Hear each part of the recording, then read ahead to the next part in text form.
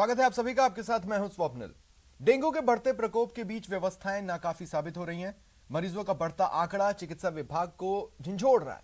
Dengue पर काबू पाने के लिए डेंगू मुक्त राजस्थान अभियान शुरू हुआ, जो 3 नवंबर तक चलेगा। मरीजों की बढ़ती भीड़ से अस्पतालों में व्यवस्थाएं चरमरा रही हैं। विभागीय टीमों ने घर घर दस्तक देनी शुरू की है। चिकित्सा विभाग ने लोगों से अपील की है कि घर में नियमित रूप से सफाई अभियान चलाएं, आसपास पानी एकत्रित न होने दें। 33 में से 12 जिले डेंगू से प्रभावित हैं। सबसे ज्यादा जयपुर में डेंगू के मरीज मिले हैं। सवाल उठता है कैसे इसे काबू करें। आज बात इसी पर। पहले ये रिपोर्ट देखिए। डेंगू का बढ़ता प्रकोप।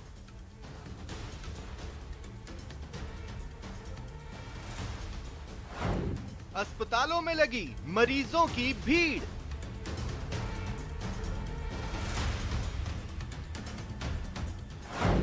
तैंतीस में से 12 जिले डेंगू से प्रभावित।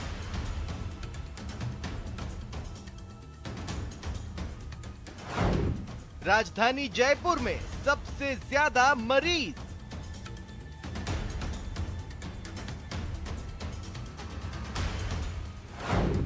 बीस अक्टूबर से शुरू हुआ है डेंगू मुक्त राजस्थान अभियान।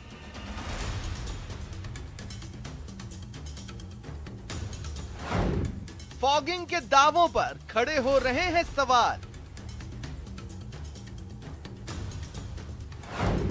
बच्चों को भी चपेट में ले रहा है डेंगू।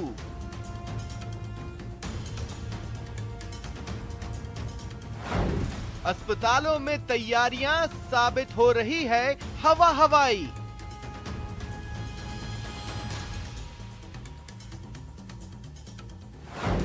डेंगू की मार कितने तैयार। और हमारे साथ गेस्ट जुड़ रहे हैं। आपको इंट्रोड्यूस करवा देता हूं। Doctor Ajay Agarwal, internal medicine, Fortis अस्पताल।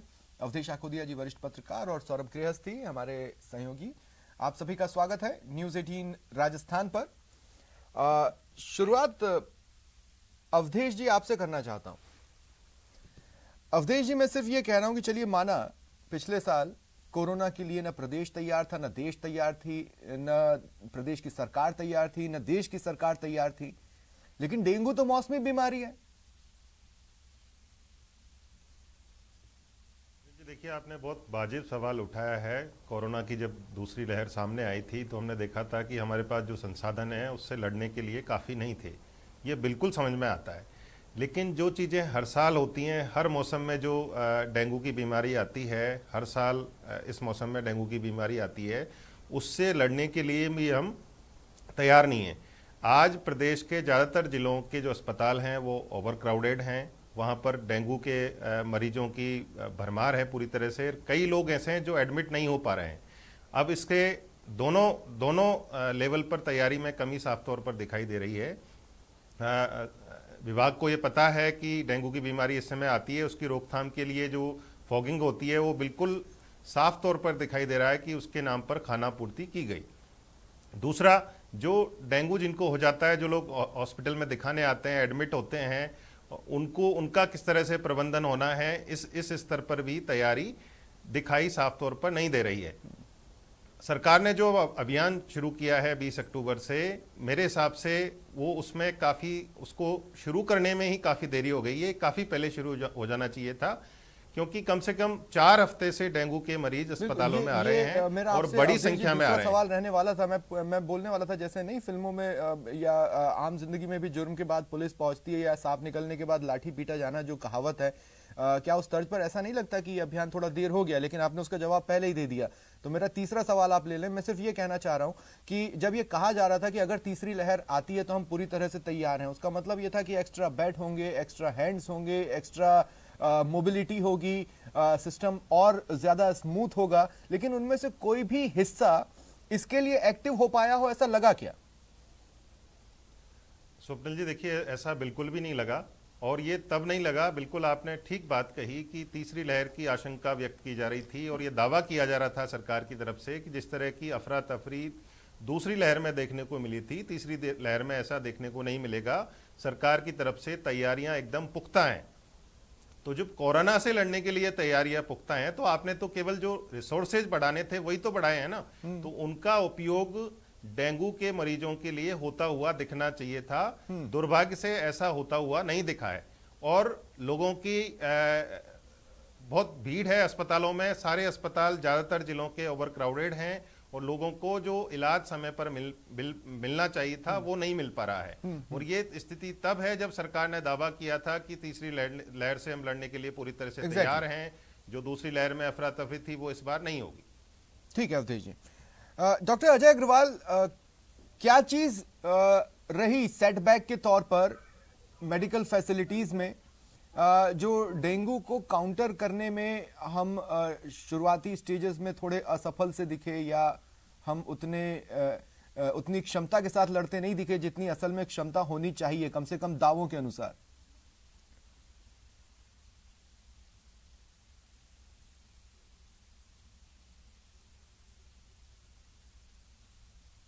डॉक्टर अजय,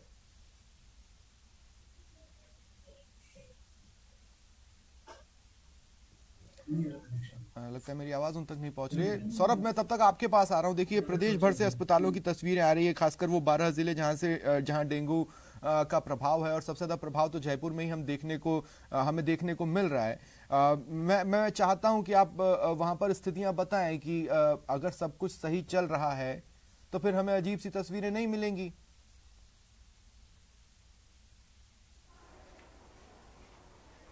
देखिए, पिछले 15 दिनों से राजस्थान में मौसमी बीमारियों का कहर है और राजस्थान के लगभग तमाम हिस्सों में बड़ी संख्या में मौसमी बीमारियों के मरीज आ रहे हैं।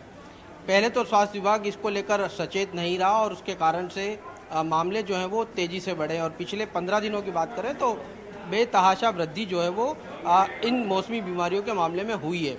लेकिन उसके बाद मुख्यमंत्री ने प्रदेश में एक अभियान की शुरुआत जो है वो की है, डेंगू मुक्त राजस्थान, और उसको लेकर अलग अलग लोगों को, अलग अलग अधिकारियों को जिम्मेदारी दी है।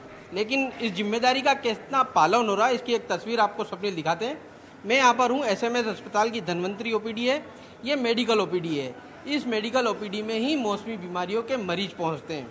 और सबसे खास बात जो बहुत चौंकाने वाली है, ये जो आज का दिन है, ये ओपीडी है आज एसएमएस मेडिकल कॉलेज के प्रिंसिपल डॉक्टर सुधीर भंडारी की। और डॉक्टर साहब, चूंकि अभी ओपीडी का समय चल रहा है, 3 बजे तक ओपीडी चलती है और 3 बजे की स्थिति यहाँ पर आपको दिखाते हैं। बहुत चुनिंदा जो चिकित्सक हैं वो यहाँ पर बैठे हैं, वो मरीजों का इलाज जो है वो कर रहे हैं। बाकी ज़्यादातर जो डॉक्टर्स हैं ओपीडी से गायब हो चुके हैं। अब अगर, क्योंकि अभी क्या है कि जैसे जैसे जो मरीज पहुँचते हैं और उनको जब डॉक्टर नहीं मिलते हैं तो वो यहाँ से चले जाते हैं, उनको इलाज नहीं मिलता तो वो यहाँ से चले जाते हैं। ऐसे में डॉक्टर सुधीर भंडारी भी यहाँ पर मौजूद नहीं है और यहाँ पर कमरे जो हैं वो खाली हैं। आप इन तस्वीरों के माध्यम से देखिए कि यहाँ पर जो मरीज, क्योंकि यहाँ पर राजस्थान के तमाम हिस्सों से मरीज यहाँ पर पहुँचते हैं और उनका किस प्रकार से इलाज होता होगा, आप इन तस्वीरों के माध्यम से साफ तौर पर देख सकते हैं। कितनी गंभीरता से यहाँ पर राज्य सरकार के जो अभियान चलाया गया है डेंगू मुक्त राजस्थान, उस अभियान की किस प्रकार से धज्जियां जो है वो साफ तौर पर उड़ती हुई यहाँ पर नजर आ रही है। यहाँ ये भी बात मुझे अभी कुछ देर पहले ही पता चली जब मैं वो भी राजधानी में। सौरभ, अपने जवाब में शामिल करें। देखिए, तमाम अस्पतालों में इस वक्त बेड्स जो हैं वो फुल हो चुके हैं। जेके लोन अस्पताल में 97% जो है वो बेड्स फुल हो चुके हैं। एसएमएस अस्पताल में भी यही हालत है, जयपुरिया अस्पताल में भी यही हालत है, कांवटिया अस्पताल में भी यही हालत है और गणगौरी अस्पताल में भी यही हालत है। और अभी जो वक्त चल रहा है उसमें घर घर में जो है वो मौसमी बीमारियों के मामले सामने आ रहे हैं। हालांकि कई लोग जो है वो स्वप्रेरणा से ही दवाइयाँ ले लेते हैं, इसलिए डेंगू जो है वो रिकॉर्ड नहीं हो पाता। लेकिन हर घर में इस वक्त सर्दी, खांसी, बुखार के जो सिम्टम जो हैं वो साफ तौर पर मरीजों में देखने को मिल रहे हैं। और ये जो संख्या जो राज्य सरकार द्वारा, स्वास्थ्य विभाग द्वारा बताई जा रही है, उससे मान लीजिए कि 4 गुना ज्यादा मरीज इस वक्त। ठीक है सौरभ, आप रहे मेरे साथ, मैं आगे भी आपके पास आता हूं। डॉक्टर अजय अग्रवाल, मैं ये पूछना चाह रहा हूं कि वो क्या चीज रही जो सेटबैक की तरह रही, क्योंकि मौसमी बीमारियों से लड़ाई तो हर साल होती ही है। मैं इसलिए पूछ रहा हूं कि इस बार ऐसा क्या सेटबैक रहा कि चीजें स्मूथ नहीं चल पा रही हैं?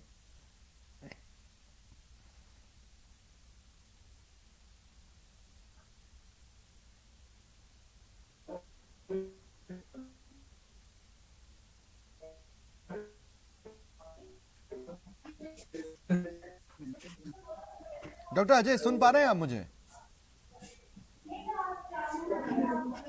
अभी कभी कभी आवाज आ रही है, आप बताइए। जी, मैं थोड़ा जोर से बोल लेता हूं। डॉक्टर अजय, मैं ये पूछ रहा हूं कि क्या सबसे बड़ा सेटबैक रहा है सिस्टम के लिए इस बार मौसमी बीमारियों के कहर के वक्त?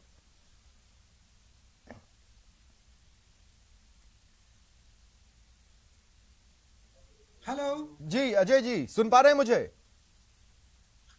हाँ बताइए। मैं आपसे ये जानना चाहता हूं कि क्या सबसे बड़ा सेटबैक रहा मेडिकल सिस्टम के लिए इस बार मौसमी बीमारियों से लड़ाई में?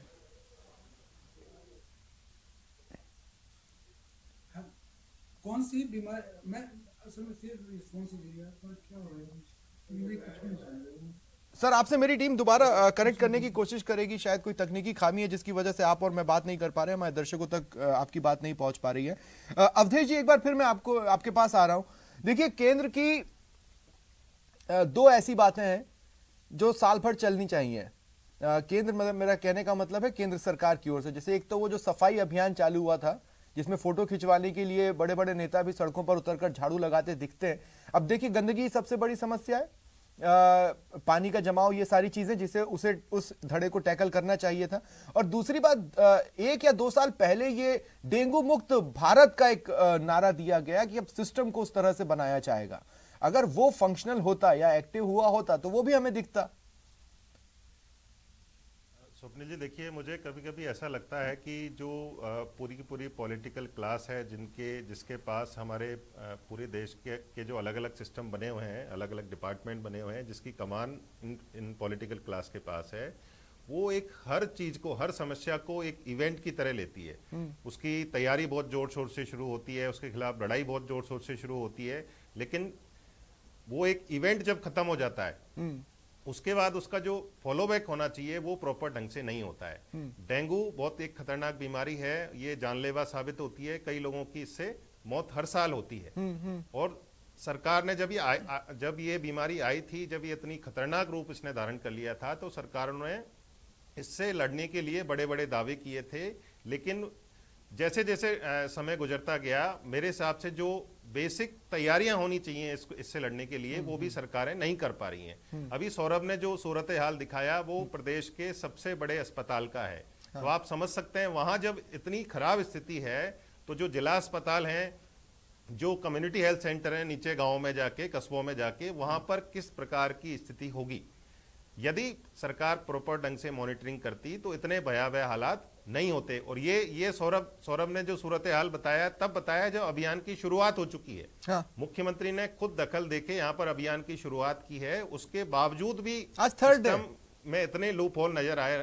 तीसरा दिन है आज, इतने लूप होल नजर आ रहे हैं। लूप होल ही नहीं आ रहे हैं, मेरे हिसाब से तो सिस्टम पूरी तरह से कोलैप्स कर गया है। जो डेंगू से लड़ाई लड़ने के लिए कोई सिस्टम होना चाहिए था, और सब कुछ ऐसा लग रहा है, सब कुछ भगवान भरोसे है। लोग जा रहे हैं अस्पताल में, कोई डॉक्टर मिल रहा है तो ठीक है, दवाई दे रहे हैं, ले रहे हैं, और अपने स्तर पर दवाई लेके लोग ठीक हो रहे हैं। ठीक है, अपने स्तर पर दवाई लेके ठीक कैसे हो रहे हैं, ये भी अपने आप में अचंभे की बात है। क्योंकि देखिए, अगर डेंगू को लेकर जागरूकता फैलाई होती और समय समय पर फैलाई होती, उसको एक रेगुलर एडवर्टाइजमेंट फिनोमिना बनाया होता, तो आज जो चीजें आप एक सीमित समय में 13 से 14 दिनों के भीतर करना चाहते हैं, वो करने की जरूरत नहीं पड़ती। दूसरी बात, ये लोग क्या कर रहे हैं, एस्पिरिन ले रहे हैं, पैरासीटामोल ले रहे हैं, लेकिन क्या वो डेंगू के इलाज में किस कंडीशन पे सही बैठेगा नहीं बैठेगा, ये किसे पता है। वहां पर डॉक्टरी सलाह चाहिए। डॉक्टर अजय अग्रवाल, एक बार फिर मैं आपके पास आ रहा हूं। डॉक्टर अजय, आप मुझे सुन पा रहे हैं?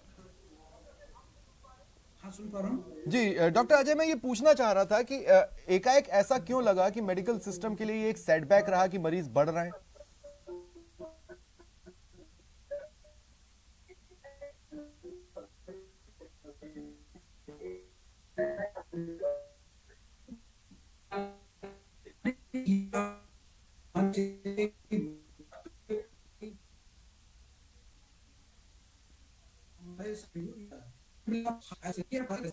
आएगा और बारिश आएंगी और उसके बाद पानी का स्टेगनेशन होगा, ये डेंगू बढ़ेगा, मलेरिया बढ़ेगा। This is a fact, her doctor को मालूम है, सरकार को भी मालूम है, फ्यूमिगेशन भी हो रहा है। अब अचानक इस साल, जो पिछले साल डेंगू का सर्द नहीं हुआ था, इस साल बहुत सर्द हुआ।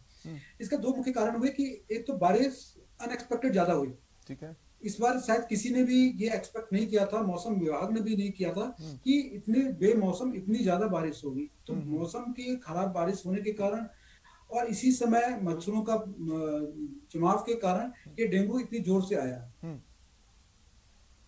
लेकिन हमारे पास एक्स्ट्रा फैसिलिटीज तो होनी चाहिए थी मेरे ख्याल से। वो फैसिलिटीज जो कि कोरोना की तीसरी लहर के मद्देनजर बढ़ाई गई हैं, या क्या वो चीजें डेंगू के लिए यूज में नहीं आ सकती थी, या वो तैयारियां इसके साथ काम नहीं कर सकती थी? सारी फैसिलिटी डेंगू के लिए, कोविड के लिए, किसी के लिए भी सब इस्तेमाल आ सकती है। प्रॉब्लम ये है क्या हमारा हेल्थ केयर सिस्टम इतना लार्ज है कि, या किसी भी कंट्री का फॉर दैट मैटर इतना लार्ज हो सकता है कि जब पॉपुलेशन का इतना मेजर परसेंटेज यदि उसमें इन्वॉल्व हो जाए तो क्या उसके सामने वो सक्षम पाया जाए। ये बहुत बड़ी दुविधा का इशू होता है कि हेल्थ केयर सिस्टम अनफॉर्चुनेटली आप इतना बड़ा नहीं रख पाते कि वो इतनी बड़ी एपिडेमिक को संभाल पाए। तो इसमें रोल प्रिवेंशन का ज्यादा होता है कि हम इस तरह की एपिडेमिक को फैलने ना दें। और यदि एपिडेमिक डेंगू के जो नंबर्स हैं वो कोरोना के नंबर्स के पैरेलल तो नहीं है, या उसके बराबर तो नहीं है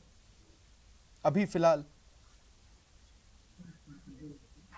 हेलो जी, मैं ये कह रहा हूँ कि डेंगू के मरीजों के जो नंबर्स सामने आ रहे हैं वो कोरोना के फिगर्स के तो आसपास भी नहीं है।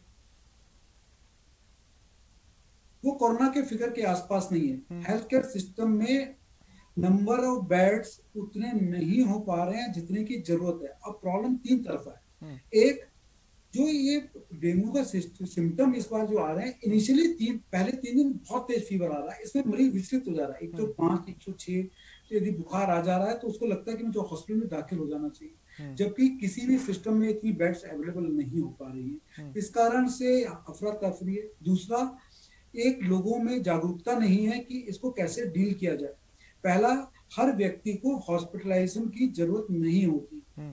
प्लेटलेट केवल एक मार्कर है। हर एक प्लेटलेट को लेके उसको ऑब्जर्व करके एडमिशन की जरूरत नहीं होती। जब तक 40,000 से प्लेटलेट नीचे आने आ जाए, आपका रिकरेंट लूज मोशंस, दस्त होना, उल्टियां होना, बीपी फॉल ना करे, तब तक बहुत ज्यादा इसमें दाखिल होने का आवश्यकता नहीं होती। इस तरह यदि हम लोग इसको छोटे छोटे भागों में डिवाइड कर लेते हैं कि ओपीडी की संख्या को डील करने के लिए एक विभाग, इंडोर के लिए, तो हम शायद इसको ज्यादा समस्या को ज्यादा अच्छे से डील कर पाते हैं। ठीक है। कोविड की तैयारी बिल्कुल अलग तरह की। सर, एक और चीज मैं आपसे पूछना चाह रहा हूं। हमारे सहयोगी भी इस बात की ओर इशारा कर रहे थे और अवधेश जी भी इस बात की ओर इशारा कर रहे थे कि लोग अपनी मर्जी से दवाइयां ले रहे हैं। वो अपनी मर्जी से दवाइयों के नाम पर क्या ले रहे हैं? एस्पिरिन ले रहे हैं, पैरासिटामोल ले रहे हैं, डोलो ले रहे हैं। क्या ये एप्ट है? क्या ये रिस्क लिया जाना चाहिए मरीजों द्वारा? नहीं, मरीज पैरासिटामोल अपना सेफली ले सकते हैं। क्रोसिन जिसे कहते हैं, पैरासिटामोल की जो टेबलेट है, इसमें कोई डिस्प्रिन, इबुप्रोफेन या कोई भी पेन किलर अपने आप नहीं लेना चाहिए। आप नहा लें, दिन में 3-4 बार नहा लें, टेम्परेचर को कम रखने के लिए।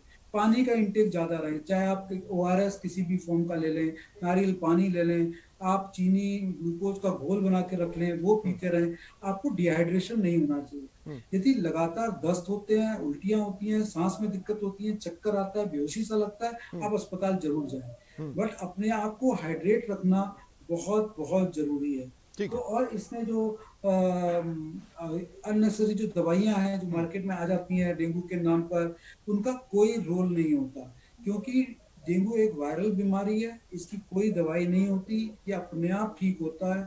इसमें केवल सिम्टोमेटिक दवाई लाइक पैरासिटामोल जैसे फीवर के लिए, आपके एसिडिटी की दवाई, उल्टी हो रही है तो उल्टी की दवाई, और ORS। इसके अलावा इसमें किसी भी चीज का रोल नहीं होता है। ठीक है सर, मैं आप प्लीज मेरे साथ रहिए, मैं आगे आपके पास और आऊंगा।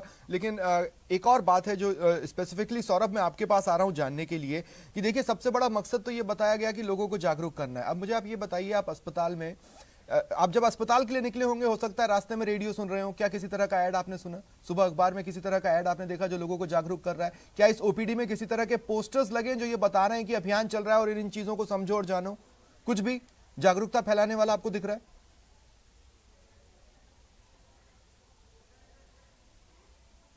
कुछ जगहों पर देखने को मिला है कि इस प्रकार के पोस्टर्स जो हैं वो राज्य सरकार द्वारा लगाए गए हैं, जिसमें डेंगू मुक्त अभियान को लेकर जो है वो बात कही गई है कि इस प्रकार से अवेयरनेस रखनी है। इस को लेकर कुछ जगहों पर जो है वो पोस्टर्स लगे गए हैं। एसएमएस अस्पताल में भी अलग अलग जगहों पर पोस्टर्स लगाए गए हैं, लेकिन सिर्फ ये पोस्टर लगाने भर तक का कार्य नहीं है, बल्कि जो मुख्यमंत्री बैठकों में निर्देश दे रहे हैं उन निर्देशों की पूरी तरह से पालना करने की बात है। अभी तक जिस प्रकार से हमने देखा है कि सीएमएचओ लेवल पर जयपुर शहर में एक आध दो जगह फॉगिंग जो है वो करवाई जा रही है, बल्कि शहर में इस प्रकार से फॉगिंग की जो स्थिति है वो देखने को मिल नहीं रही है। नगर निगम द्वारा सफाई की व्यवस्था जो होनी चाहिए थी वो नहीं दिख रही है। तो कहीं ना कहीं लूपहोल्स जो है वो है, और जिस प्रकार से कोरोना में स्वास्थ्य विभाग के जो तमाम कर्मचारी अधिकारी डॉक्टर्स को वाहवाही मिली है, तो उसके बाद वो इतने प्रफुल्लित माने जा रहे हैं कि मौसमी बीमारियों को लेकर इतना सीरियसनेस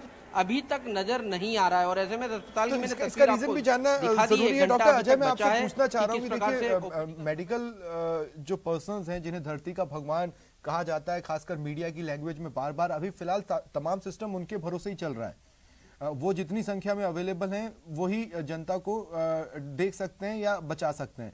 मैं ये पूछ रहा हूँ कि क्या एक अनरेस्ट की स्थिति आ रही है मेडिकल पर्सनल्स में, या फिर थकान की स्थिति आ रही है कि वो अब किसी भी बीमारी के एक्स्ट्रा नंबर्स को अवॉइड करना चाहते हो क्योंकि कुछ जगह डॉक्टर्स नहीं मिल रहे हैं टाइमिंग के बावजूद, या ऐसी चीजें?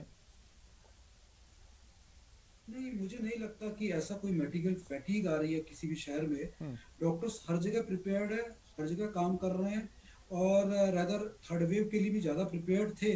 तो और मैं तो ये कहूँगा, जब सेकेंड वेव में डॉक्टरों को उल्टा इतना ज़्यादा सक्षम बना दिया कि उनको मालूम चल गया कि we can push our boundaries, हम लोग आगे और भी काम कर सकते हैं, हम और भी समस्याओं का और जुझारू रूप से लड़ सकते हैं। तो फैटीग नाम की चीज़ मेडिकल प्रोफेशन में मैंने नहीं देखी, और हमें नहीं मालूम कि ऐसी कहीं भी फैटीग आ रही है।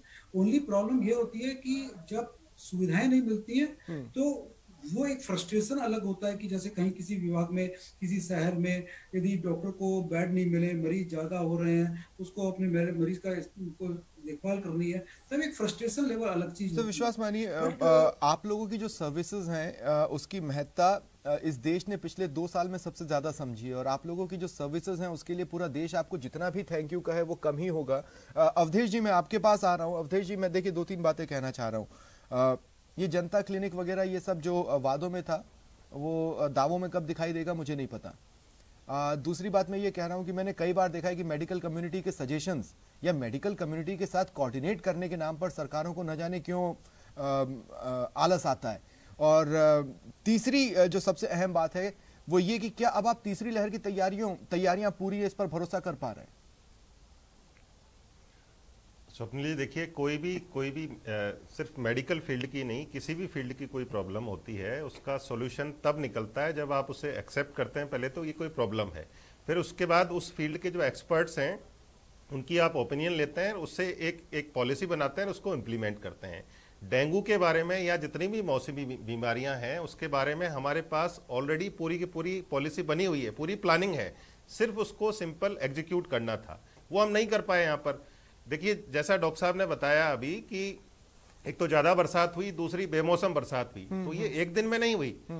सरकार के संज्ञान में था ना सब कुछ, ये कि इस बार बरसात ज्यादा हुई है, देर तक बरसात हुई है, बिना बेमौसम बरसात भी हुई है, पानी का भराव ज्यादा है, मच्छर ज्यादा पनप सकते हैं, तो ये सब सरकार को पता था। पूरा के पूरा इतने जो बड़े बड़े अधिकारी बैठे हुए हैं, यदि इस बात को पता होने के बाद भी सोचते रहे, मैं जो प्रिवेंटिव कह सकता हूं कि ये जो नंबर्स अभी हम फिलहाल देख रहे हैं या मच्छर जिस तादाद में हम देख रहे हैं, यही अभियान पहले शुरू हो जाता, समय रहते शुरू हो जाता तो मच्छर भी घट जाते और ये जो आंकड़े डेंगू के कहर के हैं वो भी घट जाते। बहुत बहुत शुक्रिया आप सभी का मेरे साथ जुड़ने के लिए और तमाम बातचीत के लिए। फिलहाल इतना ही, नमस्कार।